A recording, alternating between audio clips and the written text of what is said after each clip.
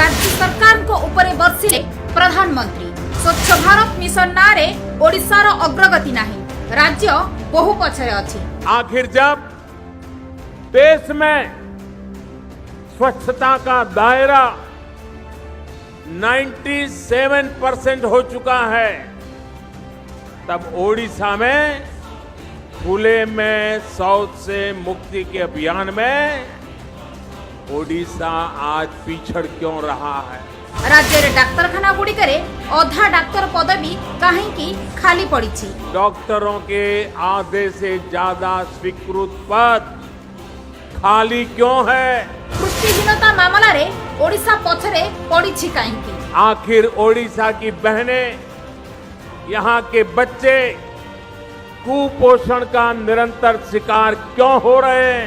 दरमा पाई शिक्षक मानकु राजरास्ता रे कहीं आंदोलन करने को पड़ुछि? क्यों यहाँ के शिक्षकों को अपना वेतन पाने के लिए भी धरना प्रदर्शन करना पड़ रहा है, आंदोलन करना पड़ रहा है? राज्य रे बड़ भाग रे पीवा पानी मिलु नहीं कहीं? आखिर ओडिशा के बड़े हिस्से को पीने का साफ पानी क्यों नहीं मिल रहा?